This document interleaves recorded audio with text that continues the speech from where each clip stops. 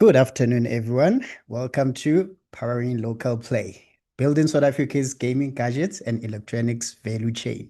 My name is Tagmo Fokeng, founder and CEO of a company called Me to Say, a proudly South African company. We're excited to have you guys joining us from Zoom, social medias. We are proudly South African on all socials. So you can go to TikTok, you can be on Facebook, you can be on Twitter and Instagram. It's proudly South African. Today we have a conversation that is exciting and it's fun. It's all games, but it's very serious when it comes to economic growth. And then it's a really fast-growing digital economy. Yet, much of the value chain we're still importing.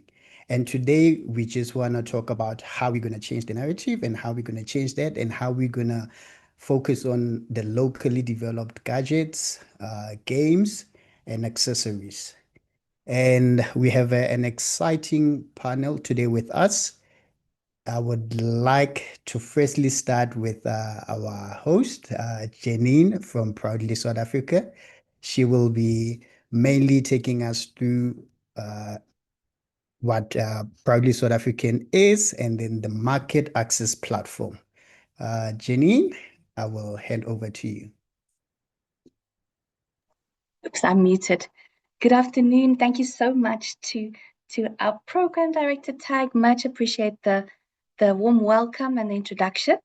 And it gives me great pleasure to present to you today all about Proudly SA campaign, what it is that we do, and how it could benefit you as a company to come on board as a member, and all the market access opportunities that could be available for you.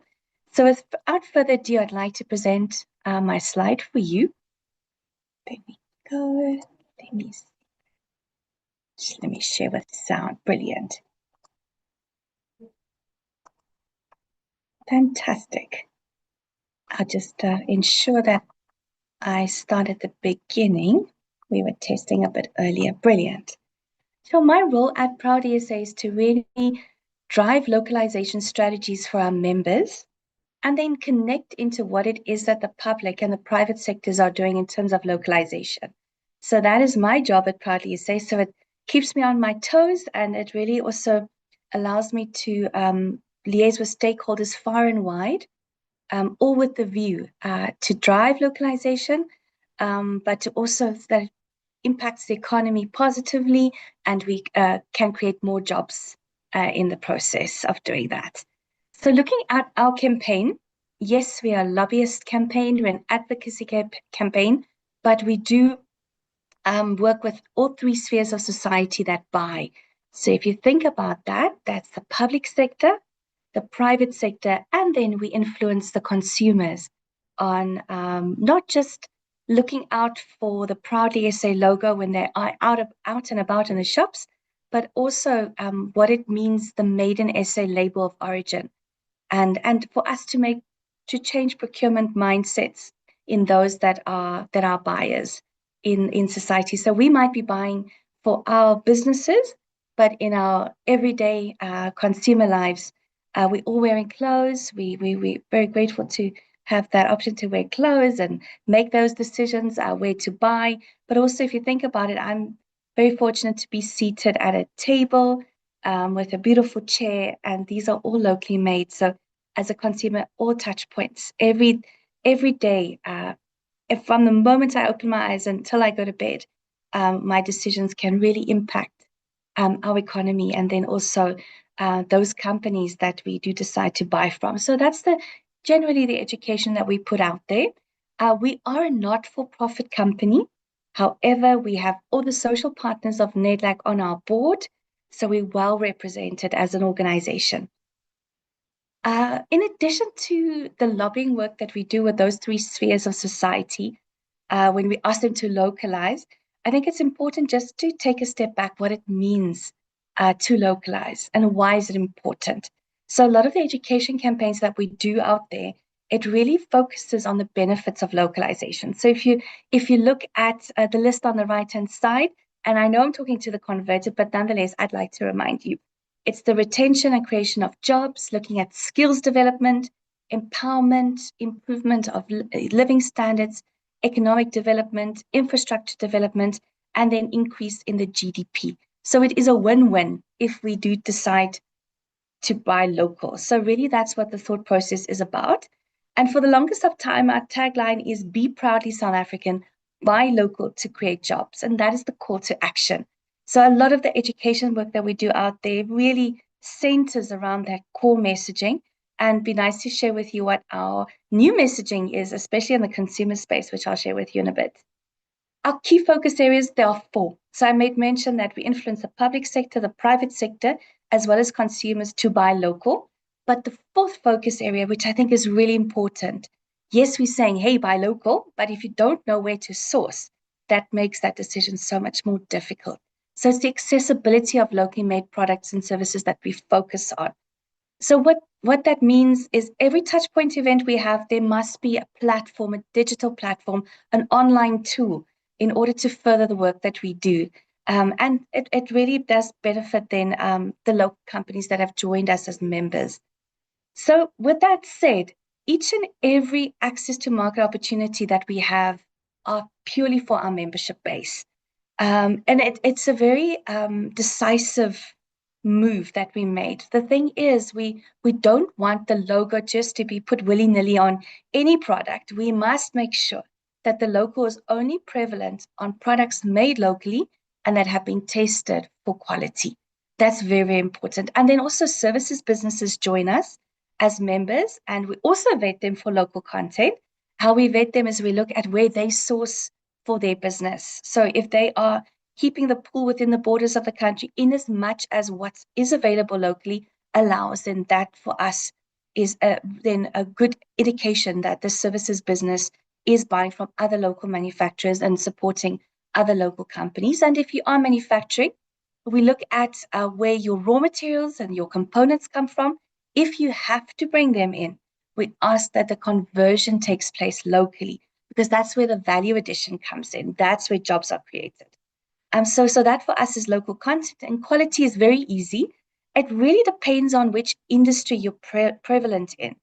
And we do guide and take guidance from the regulators in that regard. So if your product is something that is consumed by people, meaning they have to put it on their bodies or they eat it, we have to then abide by what the regulator requires. So possibly there has to be a food acceptability certificate or test results that we need to go by, especially if there's shampoos or cosmetics involved. If you are in an industry where it's purely creative and it really is, subjective, we do ask that whoever's bought from you, that they give you a testimonial. But that really is in the odd case where there's no regulator in that industry. So I hope that one is clear. But if you see our logo, you'll see the big green tick, and it's important to remember what that tick stands for. It is the mark of quality.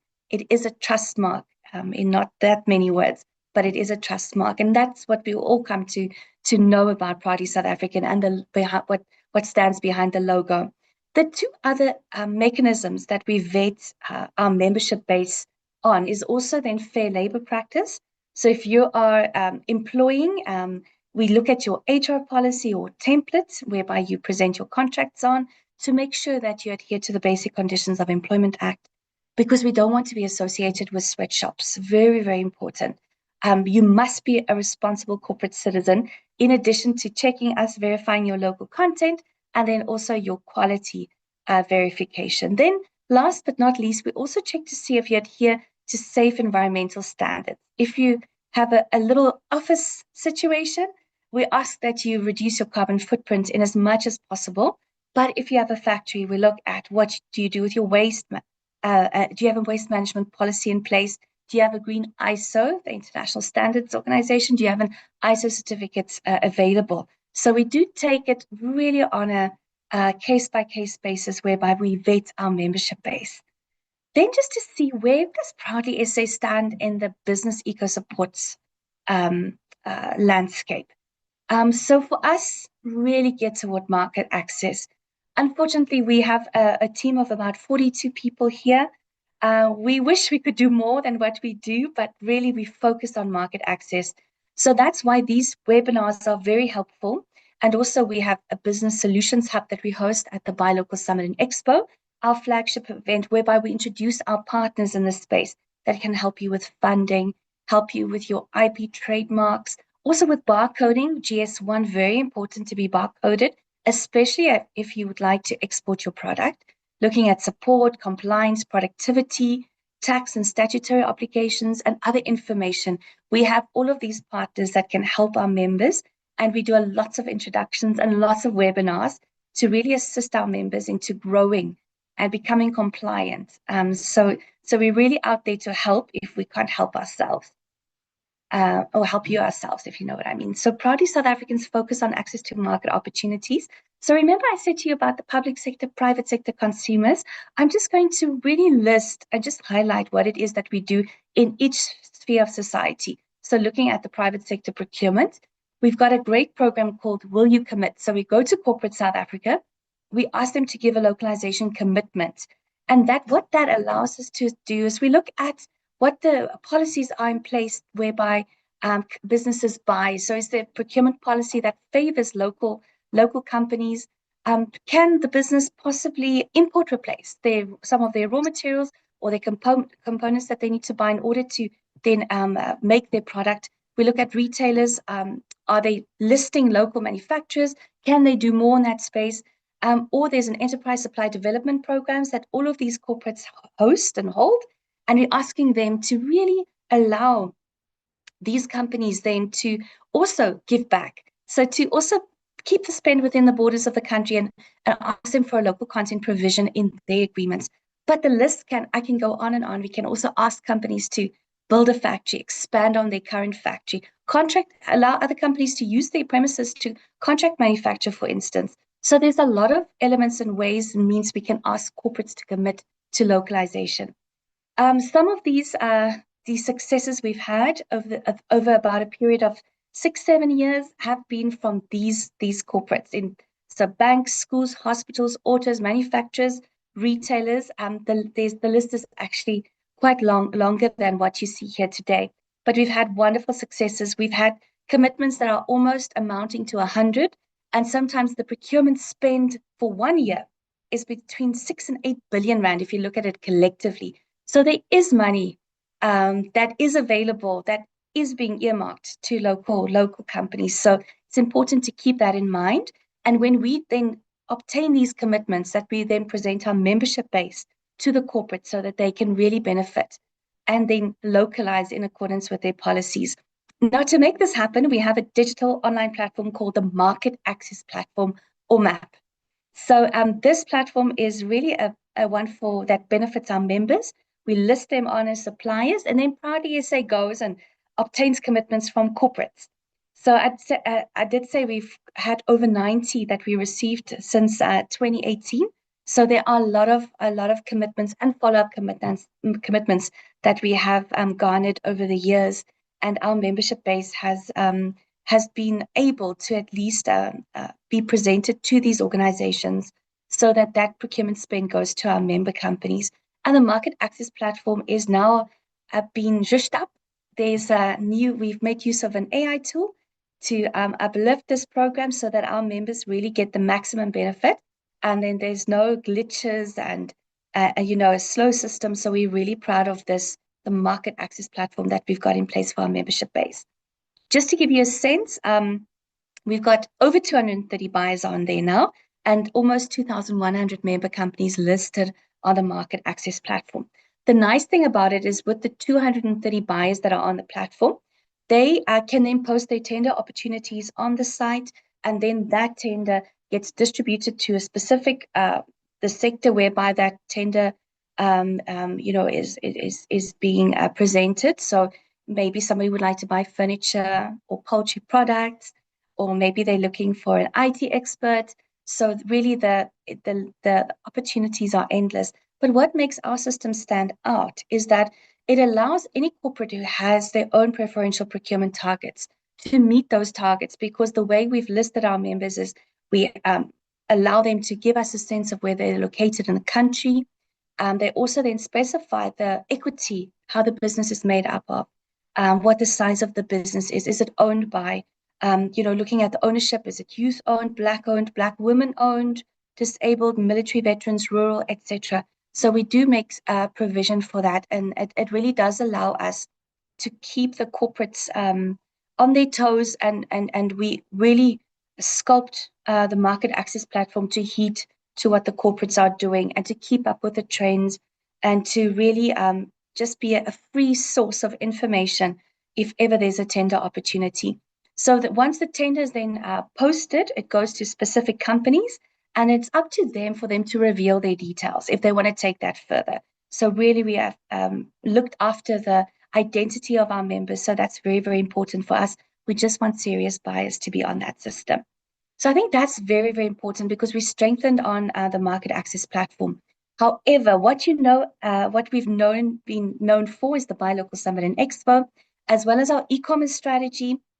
We have a local wine expo, third-party expos. We've got the commitments. We've also got B2B procurement initiatives beyond the market access platform. So we have the Buy Local Summit and Expo, whereby we then invite buyers to come through and then to be introduced to our membership base, clinch deals with them. We also have the buyers at the Buy Local Summit Expo and the Wine Expo. So we actually physically pay for buyers to come through. And then we would like that conversation to then continue using the market access platform. And then we also have the premier listing of local manufacturers and local services providers, as you can imagine. So we do get lots of requests from buyers. They email us, and then we do an email introduction for our members, or we participate in other procurement opportunities, networking events to introduce our membership base to the private sector.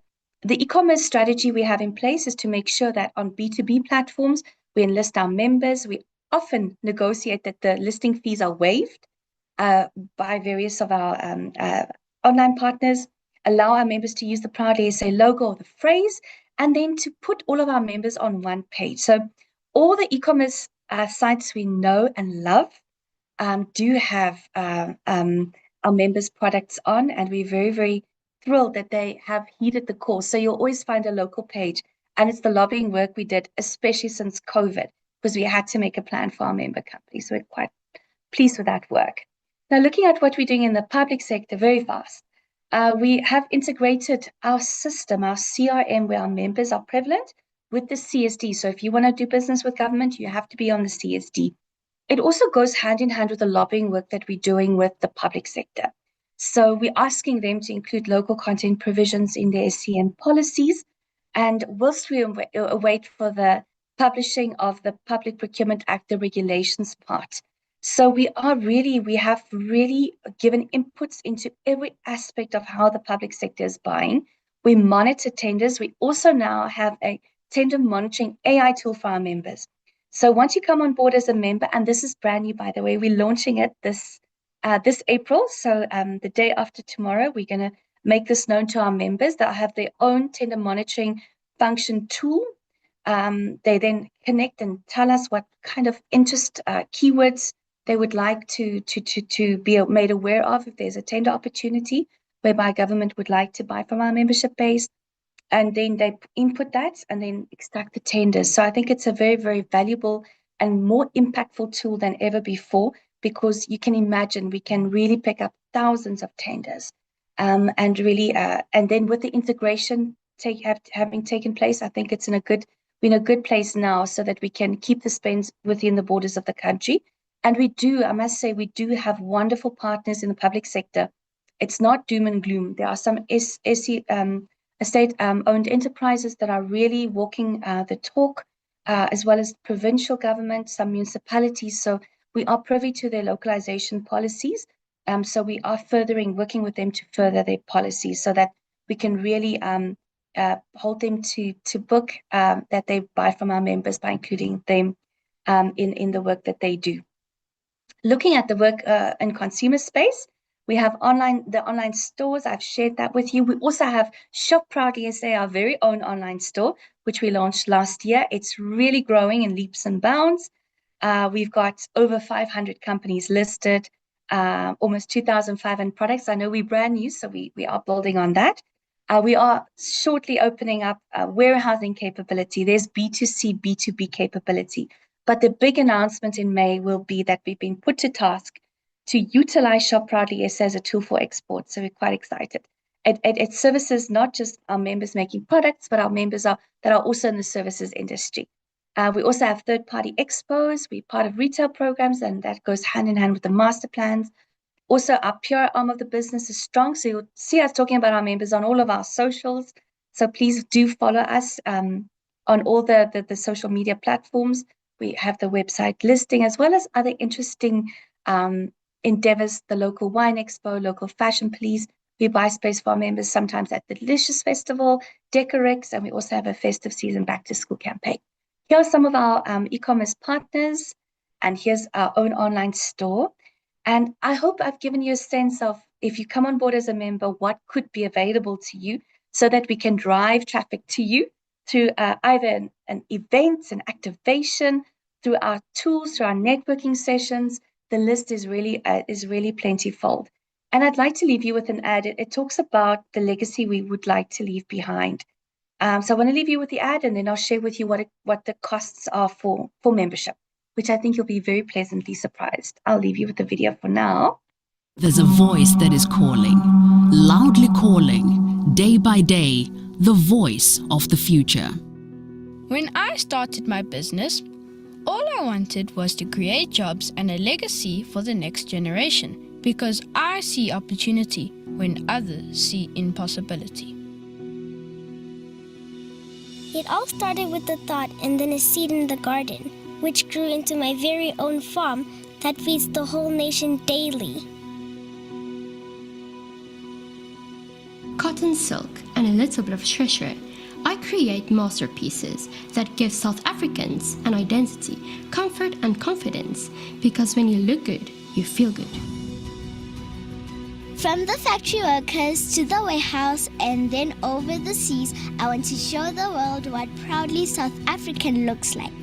It all started with just some ink on paper and inspiration to bring people together. With my furniture, I now help create spaces that are beautiful, comfortable, and authentic to human light and connection.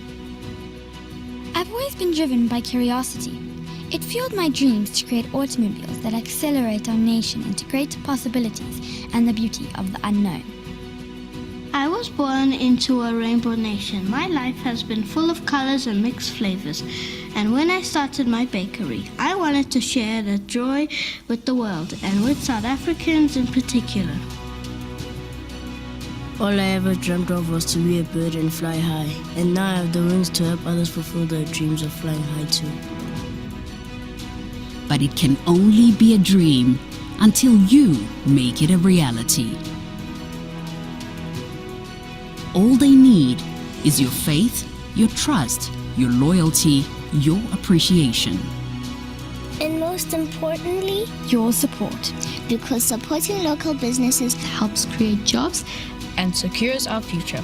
South Africa, their future is in your hands. So what are you going to do about it? Be proudly South African.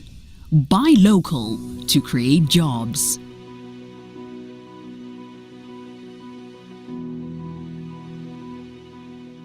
There's a Wonderful. Apologies for that break in transmission, but I'd like to share with you our membership fee structure. So it's almost been 10 years that we haven't increased membership fees. And if you're coming in, depending on your annual sales turnover, if it's 5 million Rand or less, your membership fee for the year is 500 Rand excluding VAT. And of course, as you grow and increase your annual sales turnover, so too will your membership fee increase. And the maximum, the ceiling is 100,000 Rand for companies turning over 100 million Rand or more. So that is the cost of becoming a member, some of the benefits. And we really want to invite you all that are entrepreneurs who have a business. Please do consider us, become a member, and we'd love to expand on this wonderful campaign. And we're only as strong as our membership base. Thank you very, very much for the opportunity today. Thanks. Thank you so much, Janine. That was very insightful. So now I want us to move to government, and then we're going to look at the funding, and then we're going to look at the policies. So I just want to introduce Mayor Nomtombi Maseko. She comes from the DTIC. She's the director in a division called Innovation and Technology. And the topic that she's going to be handling today is support programs for industrial revolution, policy criteria for support. Without further ado, I would like to welcome Mayor Nontombi Maseko. Okay, thank you very much for the invitation and the opportunity to be able to present to you today. So I'd like to just check, can you see my screen? Is it on presentation mode? 100%. We're good to go, Nontombi. Okay, so thank you for attending this webinar, and thank you for inviting me to share the information of the DTIC with you. As already said, my name is Nontombi Maseko. I'm the Director of Innovation and Technology Policy and Strategy at the Department of Trade, Industry and Competition, and I will unpack what that means and what do I do on a daily basis within the department. But what I'm going to share with you today is a topic around our innovation and technology policy and what is the mandate that we are driving there and why we're driving it. Then I'm going to talk about support programs or support incentives or support mechanisms, and then what will be the criteria for that support, especially within the DTIC. Now, before I move on, I thought let us really unpack the issue of innovation to just say, you know, it is about ideas that are turned into an economic benefit, whether it's money, whether it's, you know, a social benefit. But at the end of the day, whatever it is that you have, and you'll appreciate that there are a series of activities that have to happen before you get into really making money out of your particular ideas and inventions specifically. Now, I tried to sort of use different authors that define innovation, but I like the last one. That says the return on innovation may come from a new service, a new product, a new business model, a new change of process, and a new customer experience. So the thing about it is that you need to really be coming with something that doesn't already exist, or it solves a current problem in a different manner. So yeah, we'll look at what that means in a space of gaming and gadgets and electronics. Right. Then moving forward, why innovation is important for industrialization, which is the mandate of the DTIC, is that if you look at in the world, you will see that worlds or countries that drive successful industrial policies, it's because they have a successful technological and innovation regimen. So technological and scientific innovations play a very crucial role in driving industrial upgrading. Because innovation-led development leads to new products, processes, and technologies. And as such, you enhance competitiveness and facilitate creation. And this happens both in domestic and international markets, right? Now, our policy prescripts come from a number of departments. In essence, one must understand that it comes from government, but different departments do this economic development using various different mandates. For starters, if you look at what the Department of Science, Technology and Innovation is about white paper on science and technology, which was recently revised. And it has decadal plans where it has specified the areas of development, but it just says you need to have a well-coordinated and technological innovation system such that the value chains are thoroughly investigated and are thoroughly supported. Right, within the GTIC, we are working on a reimagined industrial strategy, which we have master plans that make us focus in terms of, you'll see these master plans go through areas of manufacturing, automotives. The one that particularly resonates with this webinar is around electrotechnical and ICT. And also there will be other areas like your pharma, cosmetics, wood, cannabis. So those are some of the areas that we support. But in particular for this one, we have a sector desk that drives electrotechnical, the sector and making sure that that sector grows. But also it does advocates for strong social compact between government, industry, and organized labor, because one of the things that we want to drive is to ensure that we create inclusive jobs. And then each partner under these master plans commits to implement concrete interventions as per their standing in society. So those are not only the two departments. I've quoted two more, but I mean, if you go to mandates of other departments, you'll find remnants of why we then drive innovation. The Department of Small Business Development supports entrepreneurs, startups, SMMEs, now they call them MSMEs, which is micro, small, and medium enterprises. And they have various strategies that they use to do this. And then the last one that I quoted is the Department of Communications and Digital Technologies. That then works in terms of how do we really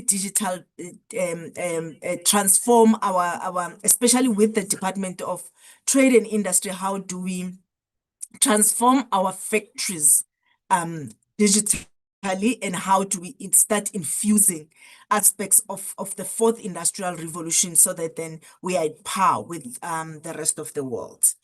Now, the industrial policy core objectives are summarized in this, where one, you have diversified economy, you have economic transformation. I'm not going to go through all these because I will share the presentation with the colleagues should they want to delve in deeper.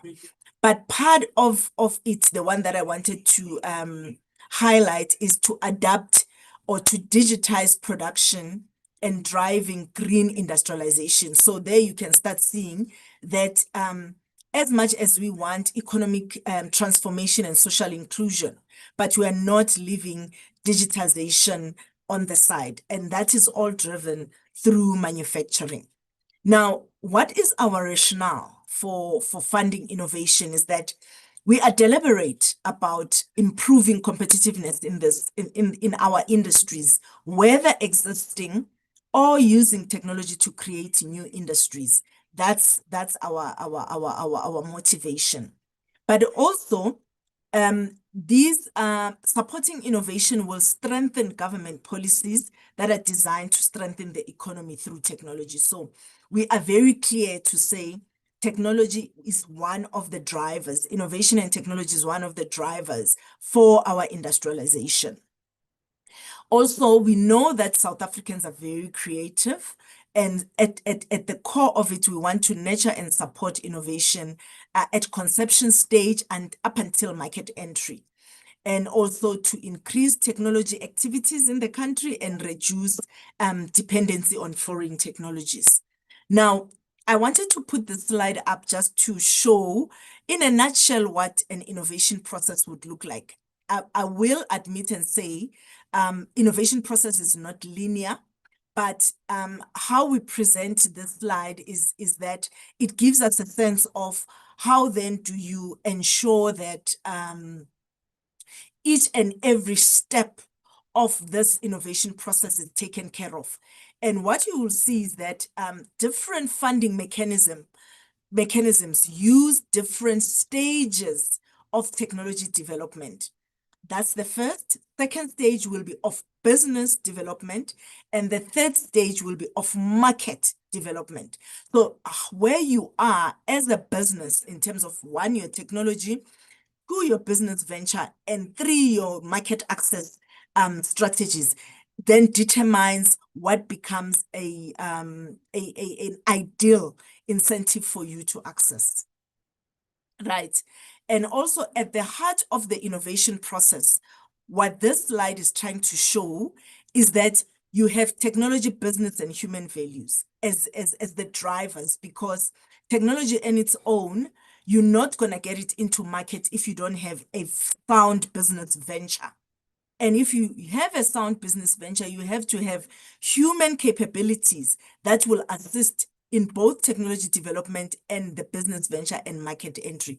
So this slide is just shows you how everything comes together and to just ensure that you don't leave anything behind, because development of businesses and driving of innovation into economic activities is not easy feat, so to speak. Now, what then this will be a repetition. Benefits of innovation is about competitiveness, is about productivity, is about reducing cost, is about improved value, new partnerships and networks, and for specific businesses, turnover and profits, and brand recognition. So innovation in gaming, if you think about it, you'll see that there's more rapid technological advancement. There's evolving player demands, and there's creative storytelling, and that's what drive the space. But what characterizes it is agility of this sector, and hence, as government, we are very aware that when we support these kinds of spaces, we have to take into consideration how agile they are, how fast they need to go into prototyping, because if you are not fast into markets, then you get left behind. Right. In gadgets and electronics, the key stages are about the market opportunities that are there. It's about generating ideas, again, about prototyping and rigorous testing. So you'll see that some of our technologies, of our incentives, what we support even the small scale manufacturing as one is developing their business and moving forward. Now, this slide was just to show the 10 dimensions of innovation, because innovation is not just one. So if you look at the wheel, you will see that it's about networks, it's about your structure, it's about your processes, performance of that particular technology against what exists in the market. It's about the systems that you employ to really drive the production of that particular product. It's the services that you render. What channels are you using to get into the kinds of markets and the input players that you need for that particular product? Is about a brand, is about a customer engagement, and more importantly also is about the business model that you employ to drive that particular product. Now, tools that are employed or used by the DTIC include industrialization and localization. I was happy when Janine was talking about this, because he unpacked it a little bit further to say we would like for the production to happen in the country, and we would like to use resources in the country, because then that gravitates or grows a number of businesses at the same time. Right. We want to strengthen local manufacturing capacity. We also support this as a DTIC. We also promote assembly and component sourcing of locally. Locally, you'll see that happens a lot with automotives and other engineering products, where we entice them, or we lobby them to then source locally for their assembly production. And then also we support a designation of local procurement. So in terms of local procurement, because we are very clear that we want to grow what you call infant industries that will support the economy of South Africa. We designate certain products and input materials so that then manufacturers can use that and they can get incentives from government. Now, also, other departments or other government departments, as I've already alluded, that this space that we're occupying, it's not only a space that is carved for the DTIC only. We work hand in glove with other government departments and their agencies. Now, when you look at technology development in particular, we have a number of incentives that the DTIC offers whilst one is still developing their technology towards a prototype and hopefully a fully commercialized product. Now, as I've talked about business development and incubation, you have a number of government incentives and their agency, government departments and their agencies that do that. And also some institutions of higher learning like your TVET colleges and universities these days have centers of entrepreneurship, or they have some form of enterprise development unit within the institution. SIDFA is very important in this regard because they drive government-funded incubation centers, but you also do have private incubation centers. Under commercialization support, that's where you start seeing a number of organizations like your IDCs, your TIAs coming in, and also some local municipality or provincial economic development that start bringing in some of these solutions for their localities. And then within the DTIC, again, we have sector-specific incentives like your agro-processing. One that will be of interest to the participant here will be the sector-specific assistance program, where you are looking at these gadgets, at these electrotechnical products, and also critical infrastructure program, and also the manufacturing investment program. I must emphasize at this stage that DTIC is really biased towards manufacturing because we think that's where we get our multipliers. Now, let me go straight into the innovation and technology incentives, and in summary, show you the three that my unit is responsible for, which one is technology and human resources innovation program, which is THRIP. And then the second one is the support program for industrial innovation. And the other one is the Kwebo Innovation Industrial Program. So you will see that all these incentives are structured such that when you are at a specific stage of your technology development, you can access either. Or let me go into the specific incentives. Now, when we deal with THRIP is, you need to come to us when you have a proof of concept that says, I am able to do this particular thing, but I want to do further development. And you want to improve competitiveness, whether you are coming at price, whether you're coming at efficiency, whatever it is. If it's technology that already exists, but if it's new technology, you want to show how innovative and how new. I've already talked about that.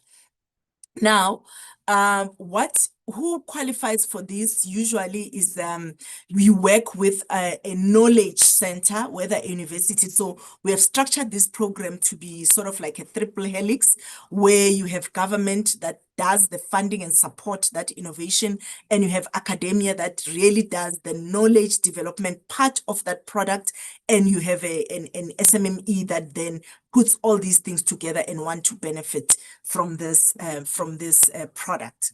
Now, with a support program for industrial innovation, this one will assist you in developing a fully functional prototype. So if you have a technology that you have developed, let's say, for instance, from a THRIP funding program, because you'll come with a concept technology, what SPI then will do for you, you'll need to develop a prototype. Maybe it's 2 or 3 of these prototypes.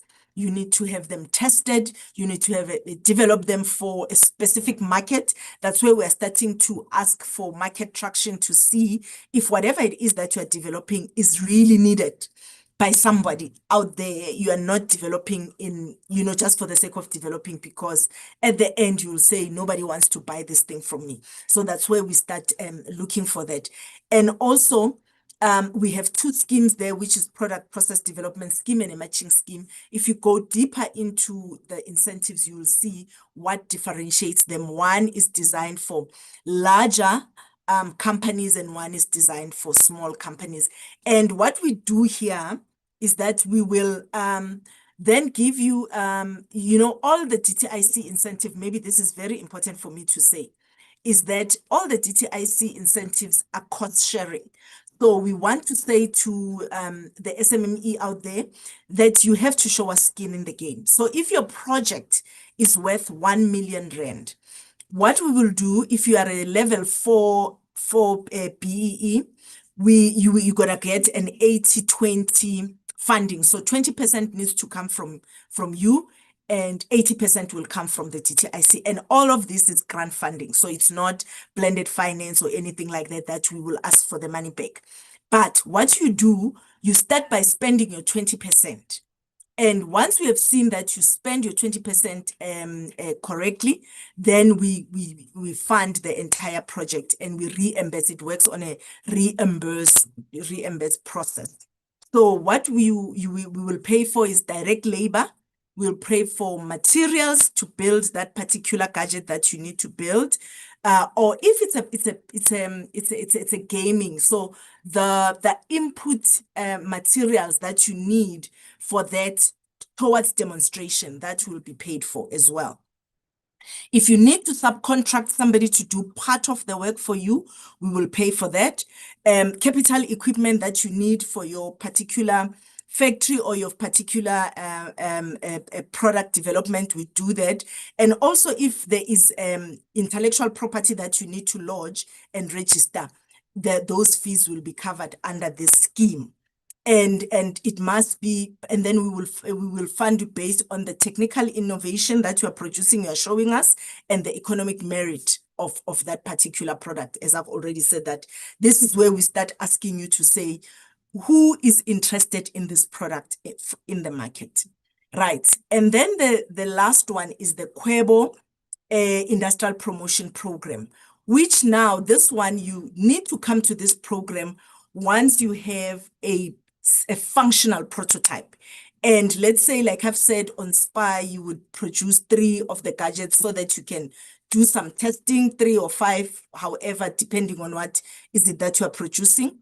So Kwebo will assist you then to start scaling up and do small scale manufacturing or do a proper demonstration for a particular sector or a client. And then, and this also, then where KIP is concerned, that's when we're starting to use issues of blended finance, where the grant that we give you or the support that we give you can be half grant or can be half loan, depending on the size of your business, the level of your technology, where it's at, and what is the likelihood of the absorbing of your product in the market. Now, the eligibility criteria, as I've already said, is that the project should be a novel or incremental innovation. I've already alluded to this, but you need to bring to us a functional prototype. You need to have shown us that I've manufactured this thing. You should have done by that time your techno-economic studies, which just tell you if you are going to go into economies of scale, what are the kinds of numbers that you are going to do and how are you going to fare in the market. And all of these that I'm talking about, you can be supported for them at SPY, because that's where you need to develop a prototype.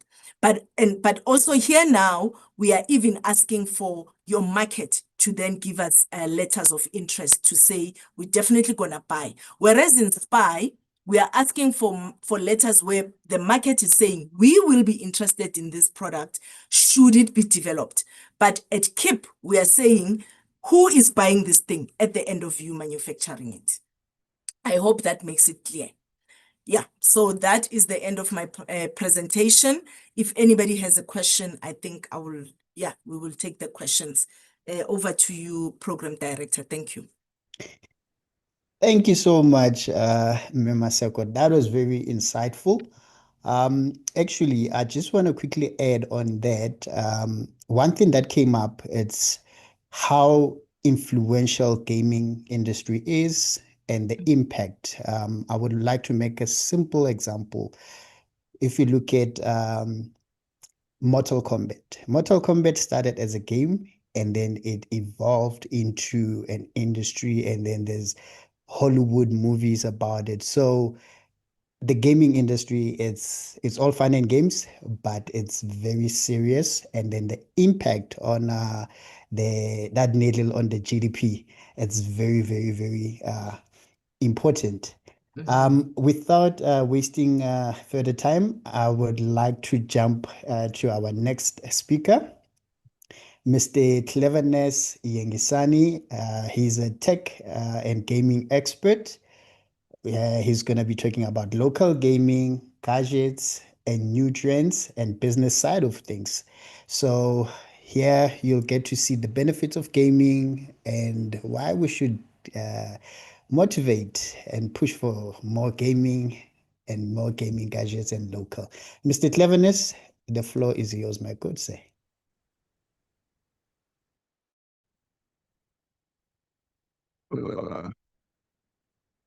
Yeah, I hope I'm audible. Thank you so much for the opportunity.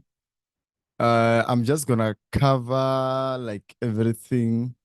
I don't have a slideshow, but I prepare something small for myself. I prefer talking a lot. By the way, my name is Cleverness Ingisani. I'm a content creator. I do YouTube, TikTok, and tech videos. So yeah, I've grown channel on TikTok, YouTube, which is CYM Gaming. Yeah, so my name is Cleverness, but the channel, I call it CYM Gaming. So I have a little bit on the gaming side and the tech side. So I'm just gonna talk about gaming by itself. What I've seen my side is that people just take gaming as something like it's like something that it's like a play. So like most of the time, I'm gonna give you an example by me. When I started to game, uh, my parents will used to tell me that, hey, you're making noise, you're wasting time. This thing is not gonna do anything. What. But the moment they see the opportunities that I've been getting, now they see that, okay, it can generate money, it can do this, it can do this. That's when they start to pitch in and support. So that is one of the things that like most of South Africans, when they look at gamers, they just look at like gaming is just like taking a phone or a computer, you're just pressing it like that, and then that's it. But if you were to check now, there's a lot of gamers in South Africa. We've seen a lot of gamers on TikTok. We've seen a lot of gamers like in YouTube. There are millions of people now are playing games on mobile. Even on mobile, you don't even have to have like a console or having like a PC. Even on mobile, there are games like PUBG, there are games like Fortnite, there are games like Free Fire that people are playing on phones. So this time around, it's no longer about like when you're playing game is the fun part. So it can be a career and it can also be a business opportunity. So I'm also going to cover the struggles that like gamers face. Like there are a lot of struggles that gamers are facing. The reason is because of we are struggling with the gaming PC and consoles. And the reason being is because of, as everyone was talking about, the local product that people can invent. So right now, we can't get like a cheaper maybe console. Let's say I want to start gaming right now. If I need a decent PC that can be able to handle my streams and everything, let's talk about 20,000. And that's just the PC that you have to have. We didn't include your chair, it didn't include your mic, it didn't include your monitor. So if you were to put everything together, now you are looking at a budget around 30, 50,000 and something like that. The reason being is because of what? We don't have those local people that are producing stuff that they can just sell. So we can just simply go and buy. Now we have to buy things from outside. I have to order things maybe from outside, it's not in South Africa, it's gonna cost me shipping and all of that, and then um it become more expensive. The other thing that is costing us, I feel like also is the data. I've seen like a lot of gamers and some of my friends that I play with, depending on where you stay, not everyone is having a good internet. So we struggle a lot on that also. I feel like we also need maybe, I don't know, someone or something must happen with internet. Like sometimes it's just too expensive. You can't even buy data. Maybe you want to buy 200 gigs, like 250 or 300. That is also cost effective, especially to those that are starting. And it's not everyone who have like access to internet. So that is also a business. Something else that is affecting, I feel like even locally, we don't have like enough support from local people. Like in SA, they are there, but I don't feel like most of SA people are supporting the gaming industry. They just look at it as if like, it's just a streamer, it's just what. But a lot of people that are coming, that I've seen also, they are from outside, that they understand the gaming industry. So, but also, if there's someone who want to start right now, if they were to start gaming, I don't think they also need to focus on like starting with expensive stuff. With expensive stuff, I mean, like you can start with what you have. If you're having a phone, you can start with a phone. We can show you how to start gaming with a phone. You can just open your phone, you start to play games online, and then people are watching you maybe on TikTok or wherever. You can broadcast that. You can even start as a simple setup. You don't need to be having good setup with perfect cameras and all of that. Even me, when I started gaming, I started with something small.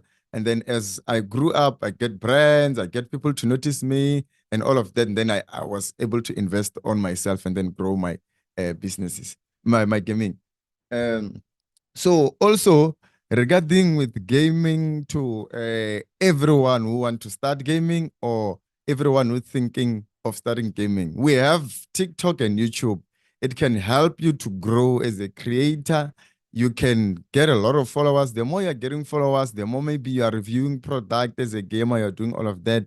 You get brands that approaches you to come and tell you that, hey, we have this product is this and this. Can you advertise it on your side? And then when you advertise it, and then they can be able to maybe give you something, maybe some kind of income. It will depend on your agreement. Also, if you're streaming, like if you're streaming on a platform like YouTube, YouTube itself, it pays you just to stream. You don't need to do anything by just you streaming, and then the people are there are watching, they're watching ads and all of that. You are getting income. So that's why I say gaming can become a real business. So what I also thought about is like how us as South African we can build like an ecosystem in gaming in industry. So what we can do is to support local creators and local streamers, and support like SA gaming in overall. Like I've even seen maybe a government or anyone from anywhere maybe supporting gamers. Like most of the gamers that I know a lot of gamers that are big in SA.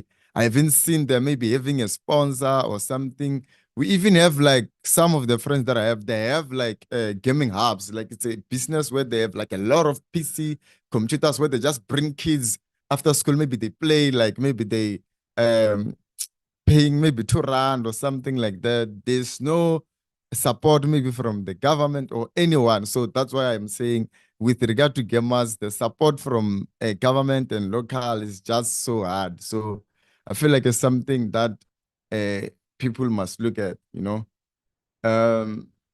So and also we're talking about gaming, and there's something that is coming that I've also realized is like the cloud gaming. I'm not sure if people know about the cloud gaming. Cloud gaming, it's like, let's say it's a site that have games that they've uploaded on their website. So basically it's like, I wanted to mention this one to those that wanted to start that doesn't have like maybe good equipment. So basically you can just pay a subscription on the site. Maybe you're paying 100 rand, it's just an example. And then you just go and select any game that you want. You don't even need to be having like a expensive setup and all of that. With just a phone, you can select the game that you want as long as you're part of the subscription, and then you start to play, and then you make money and all of that. Yeah, Ash, that's all that I can cover for now. I will cover more when you ask questions. I'll be answering the questions that people have. Thank you so much, Mr. Cleverness. That was very, very insightful from a gamer's point of view. I actually wanna put some stats that I have here in front of me. In 2024, right, the gaming market was around 1 billion. And around about 2023, the projected growth, it's sitting at around 2.2 billion USD. So the gaming industry, it's a very powerful a sector. And as Mr. Cleverness touched a bit there, it goes across the board. So if you're looking at pilots, they are training, simulators, that's a game. Some even surgeons, when they simulate certain procedures, it's a game. So game development, it's very vital. And what you touched on, my good sir, it's very important. The online leagues, it speaks to telecoms supporting and giving you guys a stable internet. And then the fun one, which is controllers. Rage quitting. Gamers usually break their controllers. So controllers become very expensive. They actually become more expensive than the console itself. So if it's locally produced, controllers, that's a market there, and then controllers can be very affordable. So, Mr. Cleverness, thank you so much. We're looking forward to you demonstrating the gameplay later on. But for now, I would like to jump on to my next speaker. It's Super Dave. Super Dave, he's a tech and gaming expert. He'll be talking about local gaming gadgets and new trends. And also, he'll be talking about the business side of things and more emphasis on local products. So, Mr. Super Dave, the stage is all yours.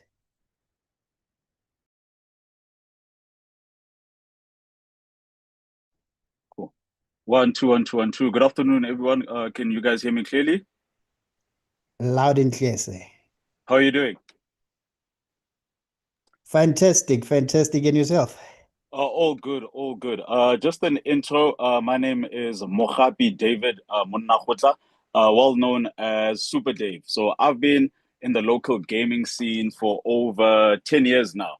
So I started out as a video game reviewer for a show called Frenzy. I don't know how many of you remember the show called Frenzy. It used to play on ETV every Tuesday at 4 p.m. Yeah, 4 to 4:30. Then there, Go Frenzy would have a gaming segment where I used to do local reviews there. So every week I'd come there. I didn't at the time, they didn't have anyone to do the review. So I'd come with my own equipment. Thankfully, by the time this started, I was working. So I had a console. They didn't have a console at Frenzy. So I'd come with my console and my games and we'd do video game reviews there. But the really cool thing about working on Frenzy for me is that I never got paid for that. I never got money. But what I did is that I leveraged that platform with the local gaming company. So at the time, Ster-Kinekor was still in charge of PlayStation. There was Megarom. They had really big clients, Blizzard, Activision, all the big budget marketing. They had that. And there was also Prima Interactive. Some of those companies are still around, but as we all know, Ster-Kinekor debundled some of the other companies. So now what used to be Ster-Kinekor Entertainment that handled the gaming side, that's now Gamefinity. Megarom collapsed and the people, I think Prima Interactive now has those licenses. But I digress. So what I did is that I'd reach out and I find out who's the marketing manager for those companies. And I tell them I'm on TV every Tuesday. Can you please send me games? And when you do events and you do promotion for these games, can you please include me in all of this? But my leverage was Frenzy. So that's what I used to leverage off these companies. So I used my platform. Obviously, I wasn't getting paid there. and I just bring in the games. And obviously the games would play on Frenzy weren't violent games. So Nagasazalibo Call of Duty, weren't playing any horror games. We played a lot of youth-friendly games, a lot of kiddies games, a lot of racing games because of the platform that we had. So fast forward to now, where we do gaming on a really different note. So every Tuesday at 5:10 till 5:30 on Metro FM's The Touchdown, we do a segment called Plug into Dave's World. So on Plug into Dave's World, it's like, imagine it as Comic-Con on the radio. So we're not just focusing on gaming because now it's the SABC. So the rules are a bit different on the SABC. So you can't do advertising, you can't promote, you can't push because that's seen as if you are taking away from the company. And that's fair, because obviously if SABC wants to leverage off their platform and make advertisers pay advertising for products. So you can't do it the same way that you did it on Frenzy. So now what we do now, we tell a personal story about gaming and about geek culture. So it's not just limited to gaming what we do here. It's the human story. And through this platform that we have, Plug into Dave's World, every Tuesday, please tune in, 5:10 till 5:30. So through this platform, Plug into Dave's World, we tell the story of the local gaming scene. And what I've learned recently through this platform is that the local gaming scene from a game development side, not, I think, the gentleman that was speaking before me, he touched on the content creation side, the challenges that the creators face, what you need to do in order to start, and so forth.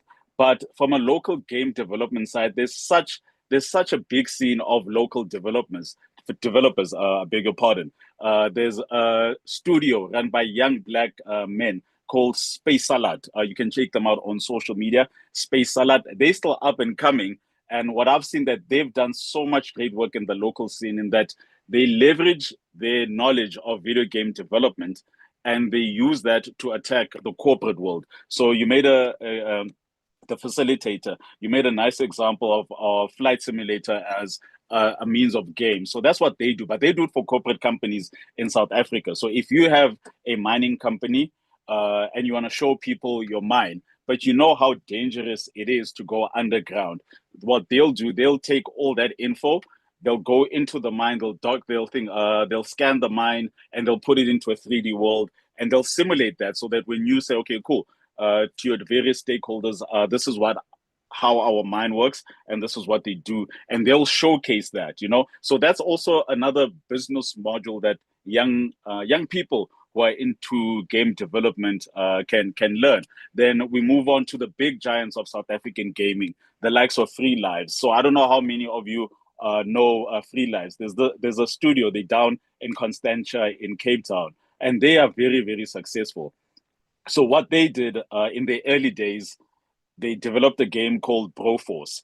So Broforce is like Kibo Rambo, Bo Terminator, Bo Blady, and it's a 2D pixelated game. You can search it, Broforce. And that game, Latamaya, Oba Rambo, Maraoshwa, when you die, your character turns into Blade. Then you play, then you die, then you come back as Terminator. So what happened with them is that they game. So it was just a game. They put it up on a platform called Steam.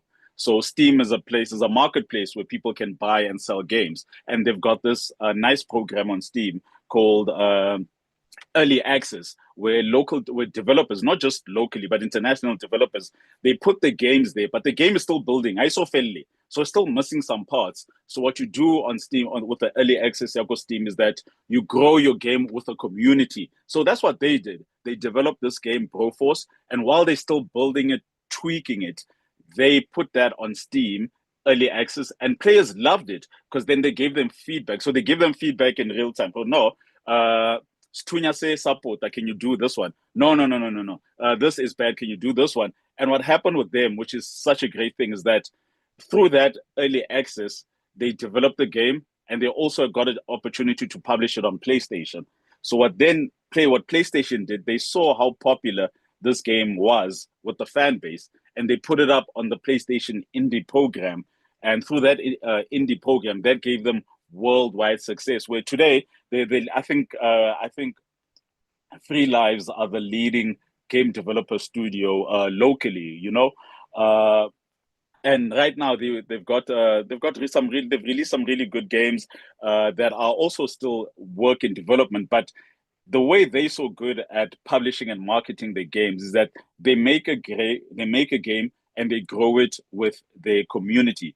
So my takeaway from that is that if you're going to get into the world of video games, not from like a content point of view, but from a development point of view, you can, instead of waiting for your game to be the finished product, you can actually develop your game, send it out to your friends, and start a community. Then your friends will share to their other friends, and that game will grow and become as big as big as it can be. You know, because obviously we live in the age of the internet, and right now, the internet, the world is your oyster. I'll also tell you about a really cool studio locally based here in Johannesburg, Nyamakop, run by Ben Myers. So we also had the privilege of having him on the show on Plug Into Days Old. And he talked about, because I remember, I'll take you back to my Frenzy days. Because I had Frenzy, I used to get invites to events. So through those events, you meet people in your market, learn how I market, you introduce yourself, I do this, you do that. Oh, nice to meet you. Can I have your phone? WhatsApp, sharp. And I remember at the time, Ben and his studio, Nyamakop, they had just done a game called Semblance. So Semblance was this quirky 2D puzzler game that they did on PC. But because the game was so good, Nintendo South Africa, the guys from the core group, they took notice of that game. And when the guys from Nyamakop said, we're going to put this thing on the Nintendo Switch, Nintendo Distributors South Africa did an event where they launched this game alongside Ben and his team at Nyamakop, and we got a first taste of the game. It's currently available on various platforms, but you can play it on the Switch if you've got a Nintendo console. And recently, we had Ben last year, and Ben has released one of the biggest games that I think Africa has ever seen. His game is called Relooted. Yes, Relooted. So what Relooted is that you play as a character that goes on missions to steal African artifacts from European museums. So we all know the age-old saying that Europeans came into our land, they took all our precious resources. Now they've got them locked up in these beautiful museums for the world to see. And those are our treasures. That's our history. But we don't, as South Africans or as Africans, we don't get to see that. It's been showcased in Europe, you know. And the premise of the game is that you play as a art thief and you're stealing back these precious artifacts that were looted. Now you're relooting them, and because of how Ben thinks, those artifacts within the game are actually real artifacts. They are artifacts that were taken from Africa and they're being displayed all over the world. But us as Africans, we never get to see. So in this game, you play a character of that type of lead character where you're stealing back our resources. But the cool thing about Ben and this game is that it's gotten so much worldwide attention, because obviously people throughout the continent of Africa are like, wow, there's this really cool game that's taking back our artifacts. People in Europe are like, wow, this is a really dope African game. And if you have an Xbox and you subscribe to a platform called Xbox Game Pass, which just basically is a subscription service that lets you play thousands and thousands of games for a small amount of like 150 a month. So instead of spending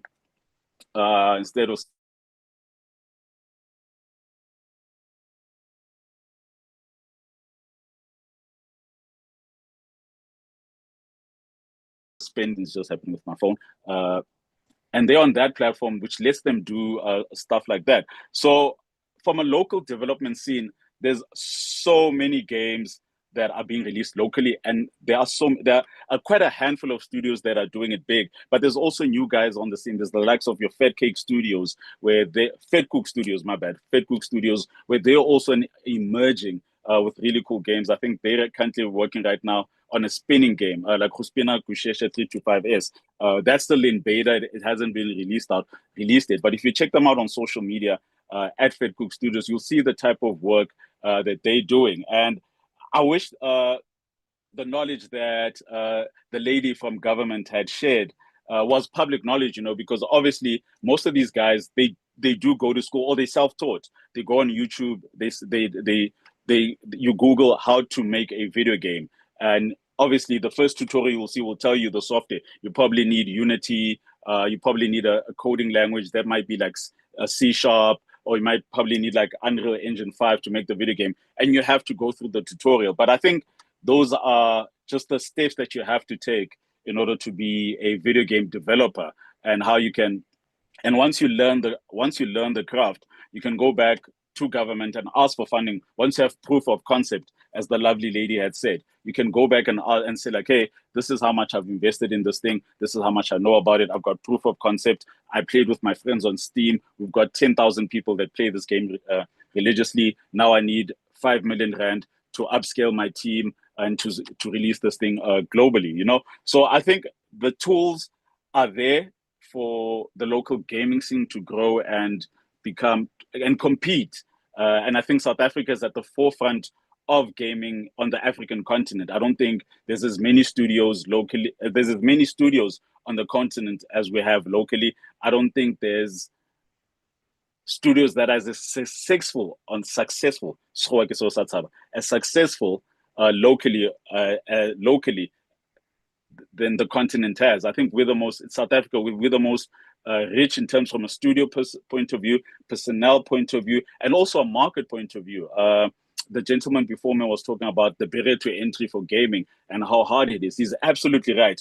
Consoles are expensive, PCs are expensive, internet is very expensive. I think the data must fall chat needs to be revisited again.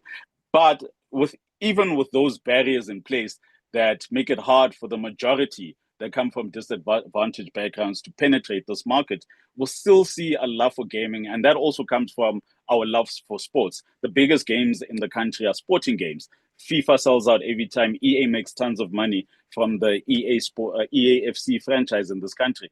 But that's only because we're also a soccer-loving nation. So I think also with those that are listening, if you want to stream games or you want to make games, you should also just be cognizant of what's happening within our landscape. What are we consuming? What are the things that we love?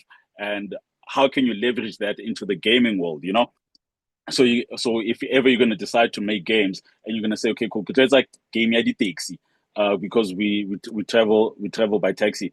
What type of game yadi taxi are you going to make? Are you going to make it like a simulation game where you simulate the day in the life of a normal taxi goer? You wake up, for what's up? You get into the taxi, someone's sleeping. There's a sticker that says no perm on the window and so forth. You know, so I think those are the type of thinking that local developers need to think about. But I think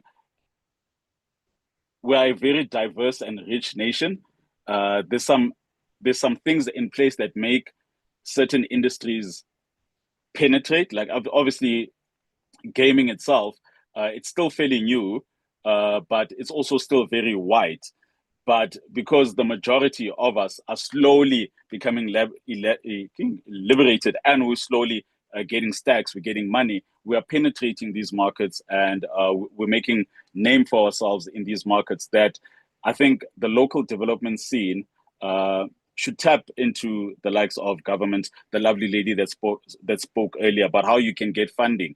And I think the funding should also, just to touch on her point, I think the funding should not just be limited to people with university degrees. I think that surely that's really cool because there's structure in that. But if people also are self-taught and they've made games just off their knowledge and going to the University of YouTube, I think doors for them should also be open to get access to these things. But I think it's also a matter of getting that information out there. And I think maybe like having platforms like these is very important for us to get that information out. Yeah, but I was, so my whole thing today was just to talk about the local video game development scene and show, pity I didn't have it like on presentation, but if you just go on social media, look up 3 Lives, look up Nyamakop, look up Fed Cake Studios, look up Space Salad, and go to their pages either on Instagram or on TikTok, you'll see the great work that these studios are doing.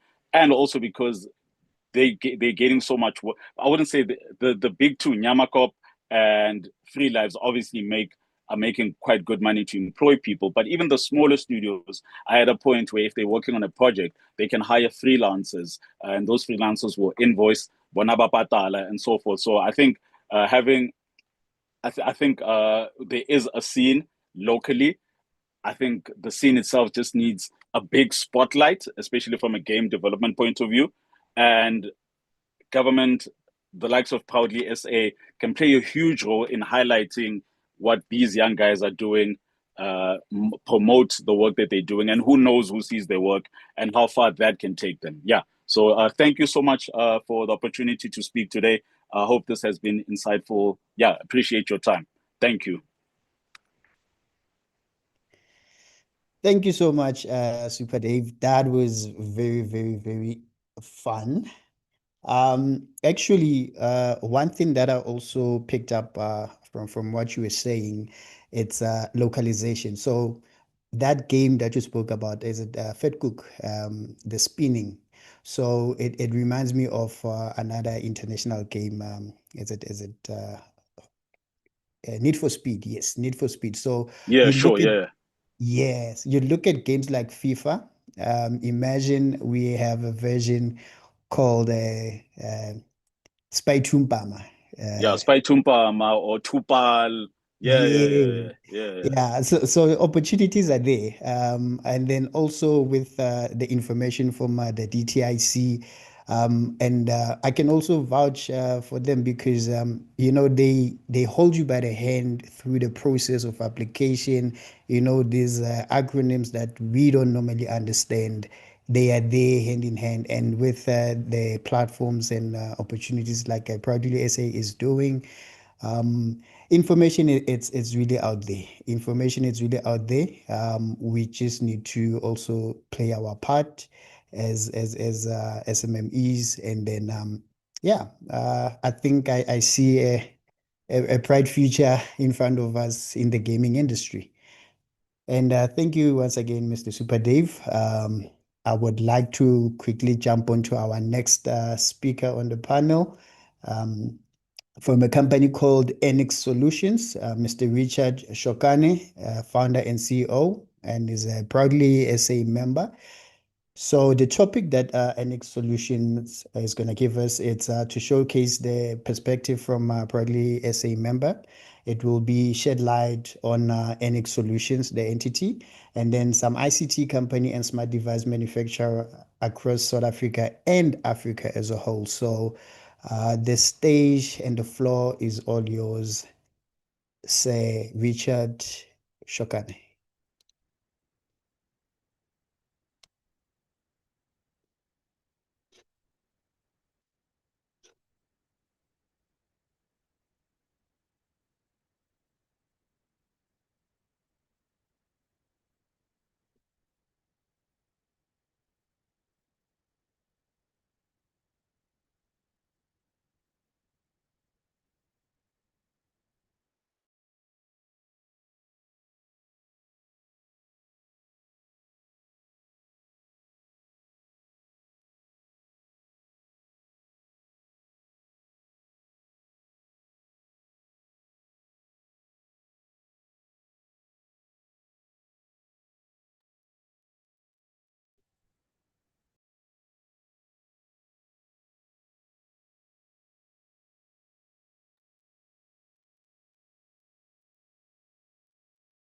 Sir Richard, are you still there?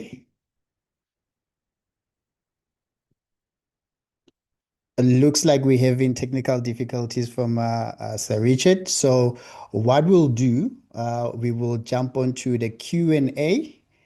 And while we are doing that, we'll give Mr. Cleverness an opportunity to prepare some gameplay for us. And let's look at the first questions.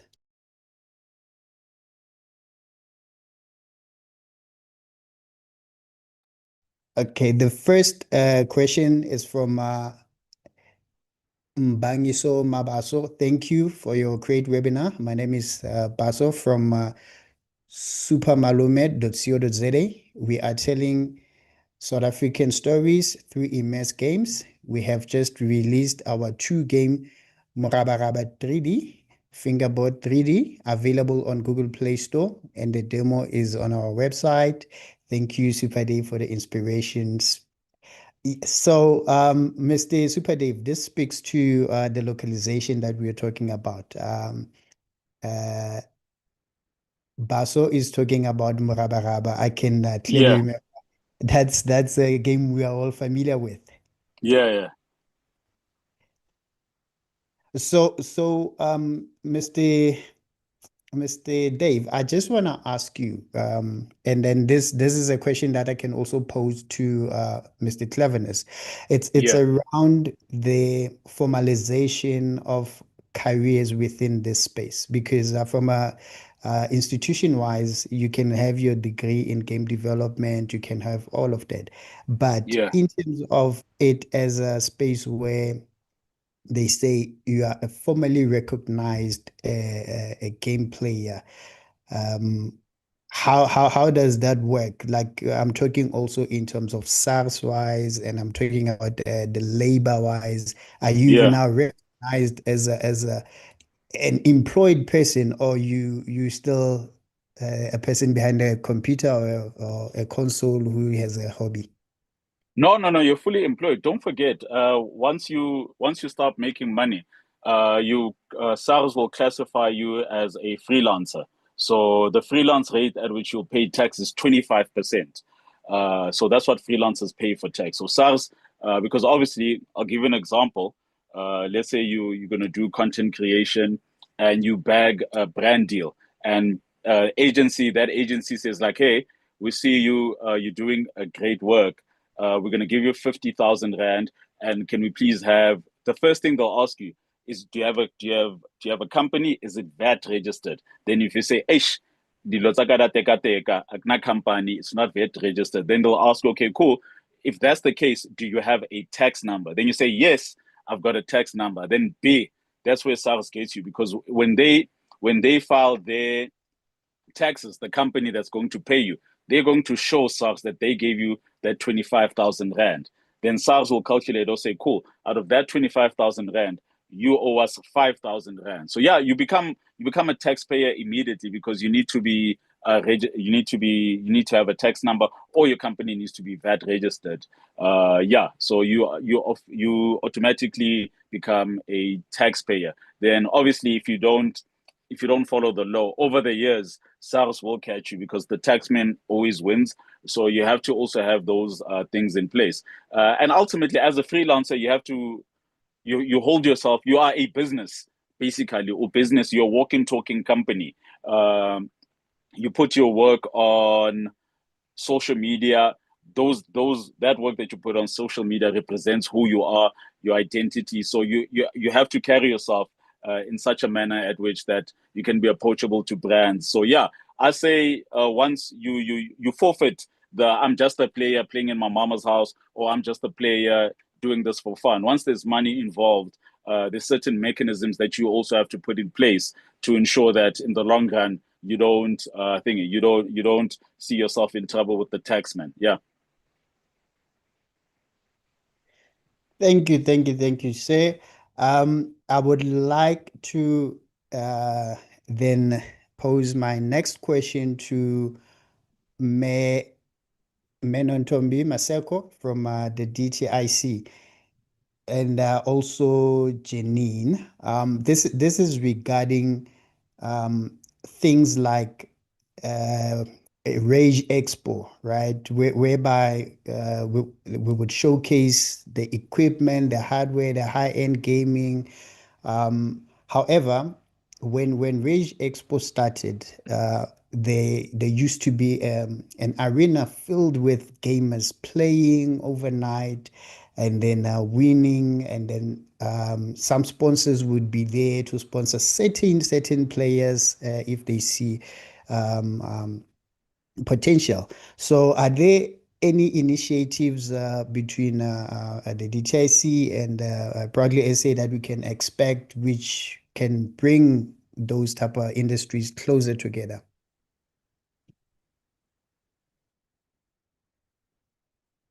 Okay, I can start. Thank you, Program Director, for this question. And before I answer your question, I'd wanted to sort of raise my hand, but Zoom for some reason does not give me that ability, because I wanted to thank Super Dave for really unpacking the prototype development and how you build your product, and in the way that we also think. And also to correct the notion that we don't fund only people with graduates with university degrees. No. What we fund, what you have to show us is a product that is looming and is the one that you want to put in the market. That becomes the first thing. And I liked how he also unpacked how you use animation as well, because we are starting to support programs where animation is used in training, for expert training, especially in machine fixing and correction, those people who work in nuclear industries. They are using animation to then train them to say, if something goes wrong in the plant, this is what you do, because they can't necessarily be exposed to the plant. So we are starting to see things like that, especially in the manufacturing, and also just monitoring the life of the machine. So there's quite a number of things that we're seeing in that line. So I'm really thankful to him for unpacking it in that way, and those are the things that we fund. Then coming to your question, I'd like to say, yes, there's another thing that I didn't talk about. So within the DTIC also, we have a scheme called EMEA. EMEA is a enterprise marketing international advancement or something like that. I've just forgotten the full acronym. But what it does, if you come to us and you say, actually, this product that I've developed there are few people that I think they need it in Ireland or in Denmark. I don't know where in the world. You have a global, you are sure that I've developed this particular product for this particular country, and I would like to go showcase that product. We do that. We call it export promotion. So you can either tell us where you want to go. It is on our website. It's under EMEA, EMIA. And you can tell us where you want to go. But other than that, on an annual basis, we have a list of expos, international and local expos, that we expose people with products too. Sometimes it's a textile expo, maybe a fashion one. Another time it is about gaming and these electronic products. I know in Expo 2020 we had a lot of companies that we sent to Dubai who are doing electronic securities, those securities where you can turn your lights on whilst I'm sitting in the office, those kinds of things. There's a lot of South African companies that we sent to Dubai and they got business there. So we have those various products but with these ones, you have to have a full solution. Or if it's not a full solution, you still want to co-develop with your prospective buyer, then you can show it to us and say, this is where I am. It's functional at this stage, but it could possibly do these other functionalities based on what the client wants. So definitely the answer is yes. We do have those, export promotion incentives that we do administer. Thank you. Thank you so much, my colleague. From Proudly SA's perspective, we do have many expos whereby we then buy space for our member companies. It really is budget dependent. Hence, we thought then, to include this industry as part of the Buy Local Summit and Expo, which we'd like to expand on, I think, for the next event. There is going to be a lot more focus on the digital economy. We're also part of the master plan that is currently underway and is being planned. So I think that's something we must really keep in mind. And I think it would be great that focus will be more on this industry going forward. in general, because it is part and parcel of the industry. But I'd like to implore everybody to become a member of Proudly SA, list on the market access platform, list with us on Shop Proudly SA. All the export promotion, we're going to take Shop Proudly SA through to attend various expos, etc., abroad. And the DTIC's exports branch is going to utilize our system to highlight what the South African offering is.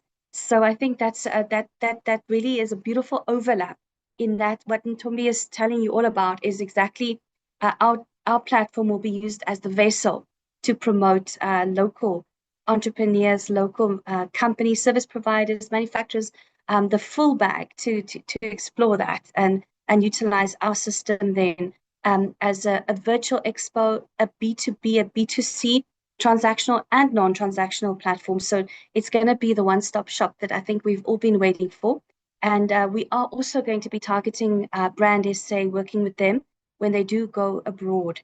But yes, I think if our membership base is stronger in this space, and we are looking at ways of doing that, I think we'll be able to achieve much more.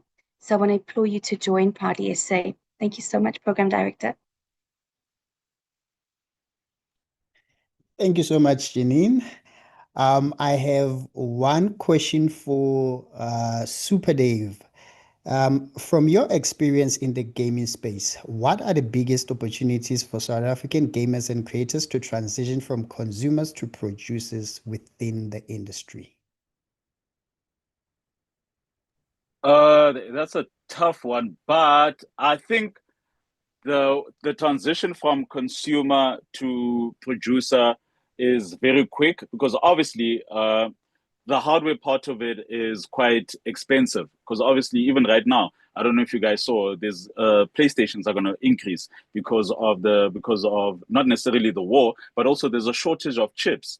So chip manufacturers, because of that war, are taking a hit into getting the stuff at factories. Once they laid it factories, the overall chain is compromised, so there becomes an increase in that. From paying 12,000 Rand for a console, you might probably pay 15 now. And I think that increase is quite imminent. But so from a hardware point of view, it's hard because then you'll need certain systems in place within South Africa. You'll need a chip manufacturer in South Africa. You'll need plastic manufacturers to support the chip manufacturer. It's like building a car locally and making a South African car. Is quite a tough process. I think maybe that's why we don't have we have locally manufactured cars from parties overseas because they bring their technology here. But making a console, even in itself, it would be quite the challenge. But you can go from being someone who plays games because obviously you build a certain expertise around playing games. You know what makes a game good, you know what makes a game bad, you know what you look for in your favorite games, and you can apply the same principles into making a game. So I think if we're going to look at it, we have to look at it from hardware point of view is very, very tough. You need billions of rands. But from a development point of view, that's also quite expensive, but it's much, much cheaper. So maybe you can go from being a consumer of the hardware from being a consumer of the hardware into being a creator of the software, whereas you can build your game. You can watch free tutorials on YouTube. Obviously, you still need the data to watch the tutorials, but software like Unity is free. All you need is a PC. You don't need a super high-end PC, but if you've got a PC at home, you can download Unity. You can invest the hours into watching tutorials on how to make games, then apply the same technology and localizing a game and say, okay, cool. So I'm going to make a game, Yadi Ali, Marbles. We all grew up playing Marbles. So I'll say, okay, cool. I'll make a game called Di Ali. And Mike, it's a very simple game. It's going to be the same mechanics they use for a pool game, pool snooker. You say, okay, that's what I'm going to use to make my game. And I'm going to put my game on Steam or I'm going to put my game on the Google Play Store. So those platforms already are not expensive to put your game on. And then once you start doing that, you build a community around your game. Maybe on Saturdays, you say, okay, cool. On TikTok, we're going to do the early streams between 6 p.m. and 8 p.m. And people, obviously, I don't know how much time you guys spend on TikTok, but at night, if you open your TikTok, everyone is live, everyone is broadcasting. So obviously there's a market that everyone is broadcasting to. So you could also be a part of that market. So I think the transition from consumer to manufacturer won't be from a hardware point of view. That needs a lot of mechanics in place. But I think it's very simple if you go from consumer to maker from a software point of view. And I think you can actually do a great job at that. So I hope I've answered your question. 100%. Thank you so much. With the cognizant of time, I'm gonna ask the final question and then we're gonna close off after that. So my question is gonna go back to Maseko from the DTIC. So the question is, how can youth entrepreneurs and township-based tech businesses access funding, incentives, or programs to participate meaningfully in the gaming and the electronics value chain? Okay, so that one is simple, ne? I'll let the entrepreneurs know 3 methodologies that they can use. So in my presentation, I already alluded to some of the incentives that, exist in different organizations. So I employ people to go into our website, guys. As much as we don't visually put information nicely, but it's there. It's not, you wish it can be those, navigated websites where you just maybe click and say, I want funding for this particular development, and then it just takes you there. Within the DTIC, we go to our website, there's incentives, and under incentives, there's a list of incentives that you can access. So I think, platforms like this, they just start to just give people a flavor of what we have to offer. So if you've listened to what I've said, then you can look for SPY, you can look for THRIP. The KIP is administered at IDC. You can start look for that. That's one. And secondly, we work a lot with system players as well. So these system players, I'll tell you, with DTIC, we work with M-Labs, we work with developmental spaces, we work with incubators in the space. I've talked about universities where we work with their entrepreneurial, arms or units that are established for enterprise development, or technology transfer offices if you are in a university space. But we work with those. So if you go to any of those centers and you are looking for something that can be funded from either the DSTI or DTIC or DSBD, they should have that information, or they should be able to source it for you. That's the second one. And then the third one, we have one-stop shops within the department. So we have CIPC, and we have, energy stop shops where one can get information on any incentive that you need from the DTIC. And sometimes they have information on other government incentives, but with the DTIC's ones, you can use our one, any one-stop shop that we have that exists. Thanks.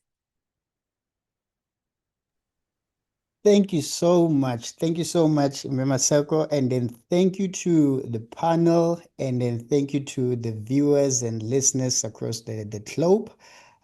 This has been very insightful. And next time when you're playing a game and you're chilling and you say, there's no job opportunities in South Africa, the game that you're playing, that's your opportunity right there. So let's open up the industry.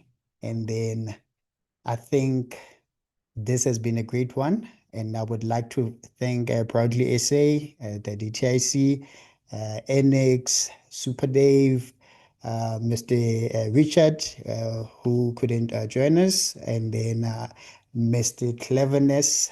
Thank you so much.